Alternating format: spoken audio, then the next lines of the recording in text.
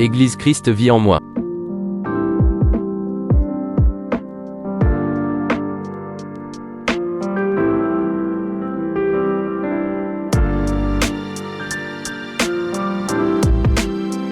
Avec le pasteur Juan.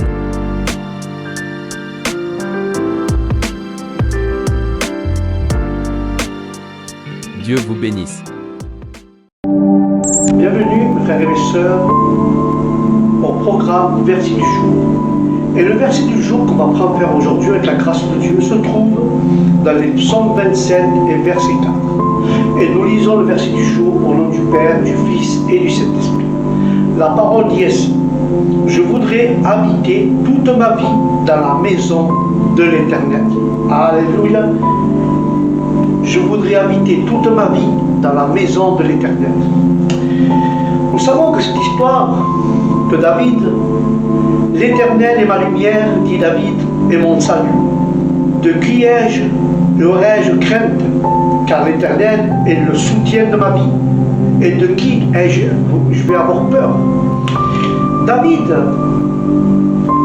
nous donne des références dans cette histoire du psaume 27 aux armées et à la guerre contre David.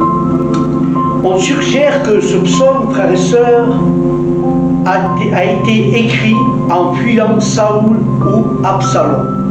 Et le grand désir, frères et sœurs, de David était pour le sanctuaire. Donc il était exclu de son désir, était d'y retourner.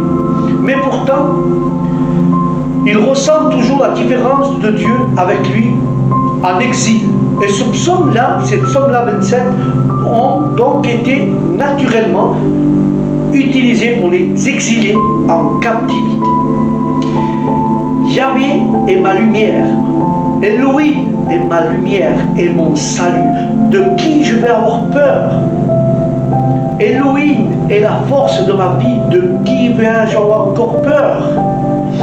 Et là, quand il parle de cela, il fait référence, frères et sœurs, à la lumière. Peut-être dû au fait que David aimait tant voir la gloire de la Shekinah au-dessus de l'arc dans le sanctuaire. Car Elohim, j'aime l'habitation de ta demeure, l'endroit où ta gloire habite. En fuite, David. Il n'avait pas accès au sanctuaire, il avait en effet été renvoyé l'arche à Sion. Il avait renvoyé l'arche, frères et sœurs, à Sion. Lorsque il avait fui Absalom, et pourtant, il sent que la lumière de Dieu est toujours avec lui, partout où il y va. Et tous ceux qui ne peuvent pas accéder aux réunions des églises, au rassemblement visible du peuple de Dieu, peuvent le savoir. De même, David fuyait la forteresse de Sion, mais il sentait que Dieu était sa force ou sa forteresse. Alléluia. Et c'est pour ça que David, quand les méchants avancèrent contre lui pour dévorer sa chair, ce sont ses persécuteurs, ses ennemis, qui chancellent et tombent. Quand des malfaiteurs sont venus, dit David, me manger ma chair, même mes adversaires, mes ennemis, ils ont trébuché et ils sont tombés. Alléluia. Je suis venu manger ma chair. C'est que Ahithophel est proposé au moment du soulèvement d'Absalom et de tomber sur David. Alors que la rosée tombe, vient à détruire totalement David, mais ce sont eux qui devaient tomber. Alléluia. Et c'est pour ça, si une armée se campait contre moi, dit David, mon cœur n'aurait aucune crainte. Si une guerre s'élèverait contre moi, je serais malgré cela pleine de confiance. Bien sûr, David, une armée s'élève contre toi, ton cœur ne craindra rien. Bien, même que la guerre doit se lever contre toi, même tu seras confiant dans les choses de Dieu. Et peut-être nous fait une référence versée au conseil, une conseil d'Antiochek, d'entourer David d'une énorme armée au moment de la rébellion d'Absalom. Le conditionnel, si une armée, si une armée est appropriée dans la mesure où le conseil n'a pas été réellement appliqué. Et c'est pour ça que 27.4 nous parle de ça, qui demande à l'Éternel une chose, et je désire ardemment de pouvoir habiter toute ma vie dans ta maison de l'Éternel, pour contempler la magnificence de l'Éternel et pour admirer son temple. C'est pour ça qu'il avait demandé cela à Elohim. C'est pour ça qu'il avait demandé une chose qu'il recherchait, afin que ça demeure, qui demeure dans la maison de l'Éternel pour toujours, pour tous les jours de sa vie, pour voir la beauté de l'Éternel et pour se renseigner dans son temple. C'était le simple désir, frères et sœurs, que David était de pouvoir de nouveau adorer Dieu dans le sanctuaire du mont Sion, où sous l'inspiration ceci est réécrit, réappliqué aux exilés et à leur désir de retourner au temple, car il n'y avait pas de temple de son vivant. Souvent les désirs n'est pas vu par Dieu comme une prière. Dieu interprète ce désir intérieur comme une prière même si elle n'est pas articulée dans les demandes spécifiques. Et c'est pour ça, car David savait, car Dieu le protégera dans son tabernacle le jour du malheur. Il ne cachera pas, il me cachera sous l'abri de sa tente, et il enlèvera, et il élèvera sur moi, sur son rocher. Car au jour de la détresse, David disait qu'il va me garder secrètement dans mon pavillon sous l'ombre de son tabernacle, et il me cacherait, et il va me soulever sur un rocher. Voilà ce qu'il pensait David, frères et sœurs. Alléluia. Bien que David a été exilé du sanctuaire, il a senti qu'il était dans le tabernacle, même sous l'ombre des ailes des chérubins sur l'arche, avec la gloire de la Shekinah, frères et sœurs. Comme autour de lui, sur le sang de l'expiation aspergé sur l'appropriatoire de maintes reprises. Les incidents de l'Ancien Testament nous enseignent, frères et sœurs, nous enseignent que la présence la plus intense de Dieu n'était pas en effet dans le sanctuaire de Jérusalem, mais dans le cœur des croyants sincères et exilés. Et oui, mes frères, il y a souvent qui a été ainsi dans l'espérance chrétienne ou dans l'expérience chrétienne ultérieure. La spiritualité et la présence la plus active de Dieu ont souvent été vécues en exil des sanctuaires établis et visibles. Alléluia. C'est pour ça que David annonce, et déjà ma tête s'élève sur mes ennemis qui m'entourent, et j'offrirai des sacrifices dans sa tente, au son de la trompette je chanterai, je célébrerai l'Éternel. Maintenant David, il veut dire qu'il sera élevé, sa tête sera élevée au-dessus de ses ennemis qui l'entourent, et il offrira des sacrifices de joie dans la tente, dans le tabernacle. Il chantera, oui, il chantera des louanges à l'Éternel. David avait hâte de retourner au sanctuaire de Sion et de louer Dieu pour son salut de ses ennemis. Mais quand Absalom a été tué, sa tête n'a pas du tout été relevée. Et c'est pour ça que l'Éternel écoute la voix. Je t'invoque, aie pitié de moi et exauce-moi. C'est pour ça qu'il disait David, l'Éternel, quand je pleure de ma voix, aie pitié de moi aussi et réponds-moi. Aie pitié ou donnez gracieusement est la parole de Jacob lorsqu'il cherche à revenir d'exil tout en faisant face à des obstacles apparemment insurmontables. De maintes et maintes fois, nous voyons l'exemple de la prise de force du précédent historique biblique, frères et sœurs. Et David dit, mon cœur dit de ta part, cherche ma face, je cherche ta face, ô Éternel. Quand tu cherches la face avec tout ton cœur, et tu cherches la face de l'Éternel, tu vas la rencontrer. Cela peut être compris comme un appel de David à être autorisé à retourner dans le sanctuaire de Jérusalem pour l'adorer, chercher Dieu. Quand tu dis, viens, adore-moi, et j'ai répondu, je viendrai, Seigneur. Mais David semble quelque peu manipulé dans cet argument, car il fait l'expérience de la présence sanctuaire de Dieu et de très loin.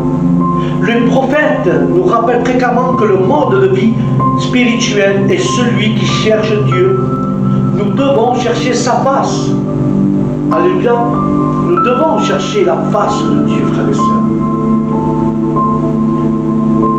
Mais qu'il est impossible de voir Dieu.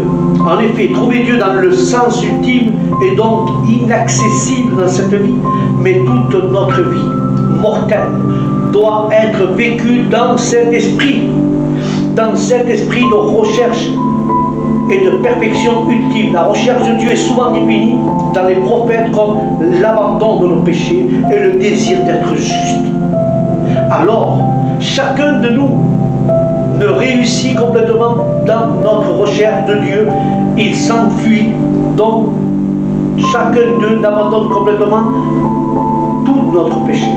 Car le point de l'histoire où Dieu a invité David à chercher son visage peut avoir lorsque Samuel est loin David et lui a donné le message qu'il devait être roi. Et sans aucun doute, frères et sœurs, sans aucun doute,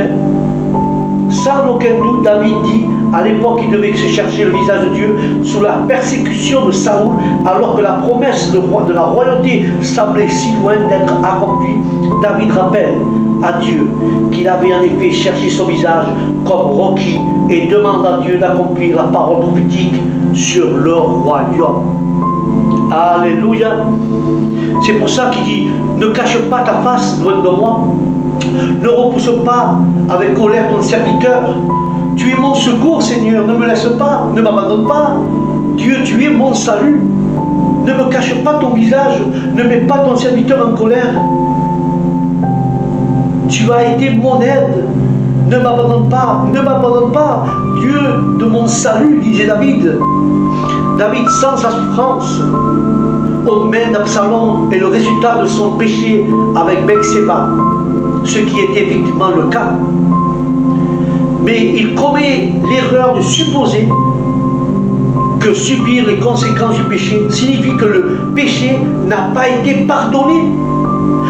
Ou nous pouvons penser que Paul peut parler dans le livre des Romains, chapitre 7, comme s'il était deux personnes différentes. Je sers moi-même la loi de Dieu, mais ma chair sert le péché. De même, David demande à Dieu de ne pas lui cacher sa face, car David, personnellement, demande cela à Dieu, mais de cacher sa face au péché de David. Si on peut demander si la façon dont les annales des tentations du Seigneur sont écrites implique une reconnaissance similaire par l'esprit des deux hommes au sein du Seigneur. Alléluia. Et c'est pour ça que mon père et ma mère m'abandonnent, mais l'Éternel me recueillera. Si mon père et ma mère m'abandonnent, l'Éternel me prendra avec lui. Il aimait évidemment ses parents, David. Il s'attendait à leur décès, car il a dit ça. Peut-être donc que le psaume a eu sa genèse dans l'espérance de David en fuyant Saoul, mais maintenant il est dit que le psaume est le développement en référence de sa fuite d'Absalom et pourtant abandonné, pourtant impliqué qu'ils sont retournés contre lui. Cela rendrait alors les souffrances de David plus poignantes. David aimait ses parents, surtout en prenant soin de leur sécurité dans ces années sauvages. Seulement peut-être abandonné par eux, en hébreu signifie exactement cela, et pour être rejeté par ses frères et ses sœurs, car cela parle messianiquement du sentiment du Seigneur d'être abandonné. Les disciples l'ont abandonné. Sa mère l'a laissé sur le bras de Jean, et ainsi les paroles ont commencé à se réaliser. Ne me laisse pas, ne m'abandonne pas, ô Dieu, car mon père et ma mère m'abandonnent. Tous les échafaudages étaient supprimés. Il s'était appuyé sur ses disciples. Il semblait naturellement appuyé sur sa mère. Maintenant, il avait abandonné, et maintenant sa mère l'avait abandonné. Ils ont donc supplié son prépère de ne pas le quitter. Et où l'agonie profonde? Mon Dieu, pourquoi m'as-tu? Et c'est là où l'accent devrait être mis, que tu m'as abandonné. Dieu n'abandonne personne. Alléluia. Et David continue à dire que l'Éternel, enseigne-moi, montre-moi ta voie, enseigne-moi ta voie, conduis-moi vers ton sentier de la droiture à cause de mes ennemis. Il lui disait qu'il enseigne le chemin de Dieu et que Dieu le conduise dans un chemin droit à cause de ses ennemis. Lorsque David fut à Jérusalem, Absalom n'avait apparemment pas de plan de match clair. Il ne savait pas trop où aller, car Absalom semblait, frères et sœurs, avoir acquis une grande popularité, et pourtant David sentait qu'il était conduit dans un endroit, dans un chemin même. Dieu conduisait des exilés sur une autre voie rectiligne qui se répandait et souhaitait être véritablement restaurée à Sion. Alléluia. Et c'est pour ça, quand David dit « Ne me livre pas au bon plaisir de mes adversaires, car ils s'élèvent contre moi de faux témoins et des gens qui ne respirent que de la violence. Ne me livre pas à mes désirs, mon Dieu, de mes adversaires, car de faux témoins se sont dressés contre moi. Comme ils expirent la cruauté. Beaucoup de psaumes contiennent des références à la campagne de l'affirmation de Saül contre David. Et cette fréquence de référence en elle-même indique le poids avec laquelle cette tragédie reposait sur l'esprit de David. Et il semble que cette situation ne soit répétée au moment de la rébellion d'Absalom, laquelle ce psaume a été réappliqué à David et par David. Alléluia. Alors il dit, oh, si j'étais pas sûr de voir la bonté de l'Éternel sur la terre des vivants, je serai toujours confiant, et je verrai la bonté de Yahvé dans le pays des vivants. Cela semble être une autre référence de désir de David, être restauré au sanctuaire de Sion et de voir la gloire de la Shekinah qui considérait comme la guitonesse de la bonté de Dieu. Alléluia. Et je vais conclure avec ce dernier verset. Espérez en l'Éternel, fortifie-toi, et que ton cœur s'affermisse. Espère en l'Éternel, espère en l'Éternel, fortifie-toi, prends de la force dans ton cœur et affirme-toi et espère en Dieu. Attends en l'Éternel, sois fort et laisse que ton cœur prenne courage. Oui, car Dieu t'écoutera. Encore une fois, nous voyons David comprendre ses expériences comme un modèle pour les autres. Et c'est la façon d'utiliser la souffrance comme le montre clairement ce psaume. Car la façon dont les psaumes de David ont été réécrits peut être utilisée dans d'autres contextes. Et une preuve suffisante que son désir a été satisfait. Les cœurs ou les esprits des autres devaient prendre courage. Car les mots grecs et hébreux traduits par l'esprit ne signifient pas seulement pouvoir. Ils font souvent référence à l'esprit, au cœur. Et quand nous disons que Dieu a donné aux hommes un nouveau cœur, un nouveau esprit, de lui travaille sur le cœur. Lui, il travaille sur les cœurs des hommes pour les faire sa volonté. Et il leur donne un nouvel esprit. Cela ne signifie pas qu'ils ont de leur propre gré le pouvoir des dons du Saint-Esprit, non. Comme par exemple certaines dans les églises primitives, Dieu fortifie les cœurs, l'esprit de ceux qui essayent d'être forts. Et il peut même, d'une manière ou d'une autre, empêcher les hommes de pécher et nous empêcher de tomber. Et nous devrions avoir aucune objection essentielle à l'idée que le Seigneur nous accorde son esprit dans le sens de sa pensée, de son cœur et de son esprit. Alléluia. Et nous connaissons que les références de Dieu endurcissaient le cœur de Pharaon, et cependant les mêmes mots hébreux se produisent dans un contexte positif, car Dieu endurcit ou renforce également le cœur des hommes et des justes. En effet, explique comment les justes ne devraient pas avoir un cœur faible, fluide, mais plutôt un cœur endurci. De toute évidence, Dieu solidifie les attitudes humaines d'une manière ou d'une autre. C'est une pensée qui donne à réfléchir, car il est prêt à confirmer à une personne dans sa pensée faible, mais de l'autre côté même, l'intention fondamentale la plus faible envers la justice est également solidifiée par notre Seigneur. Amen, amen et amen. C'était la pensée du jour. Je voudrais habiter toute ma vie dans la maison de l'Éternel. C'est un triomphe de foi. C'est un triomphe de foi, frères et sœurs. Et c'est ce que Dieu demande aujourd'hui à chacun d'entre nous. Alléluia. Car nous sommes tous de la même église. Nous sommes tous dans la même circonstance. Et Dieu nous demande de nous fortifier. Car Dieu peut changer nos cœurs. Dieu peut changer nos pensées. Alors, des fois, Dieu, si tu te sens exilé, rejeté des églises, rappelle-toi que David, Dieu l'a travaillé pendant son exil. Si tu veux retourner au sanctuaire, reconnais tes péchés, viens devant l'Éternel, car il est ta force, comme il a dit David, il est ton refuge. Qu'il ne cache pas ta face devant toi, mais Dieu ne se cache pas la face si tu viens avec un cœur sincère, au nom de Jésus. Amen. Voilà, c'était le verset du jour, du psaume 27, chapitre 27, verset 4. Nous avons parlé de David et son exil, qu'il acclamait Dieu, il voulait retourner au sanctuaire de Sion. Mais il avait des ennemis qui sont levés contre lui. Bien sûr que nous, ça nous arrive aussi, qu'on a des ennemis dans l'église qui se lèvent contre nous. Mais nous devons être fortifiés, car il est notre force, il peut nous relever, seulement si nous lui demandons, oh mon Dieu, ne cache pas ta face loin de moi. Voilà, c'était le verset d'aujourd'hui avec la grâce de Dieu. Et je vous dis que Dieu vous bénisse, que la paix de Dieu soit avec vous où vous allez, que le Saint-Esprit vous accompagne dans les endroits où vous y allez. Et je vous dis au prochain programme, le verset du jour, Shalom. Église Christ vit en moi.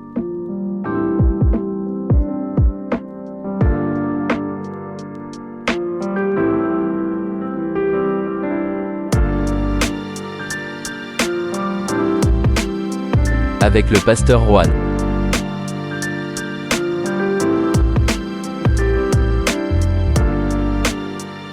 Dieu vous bénisse.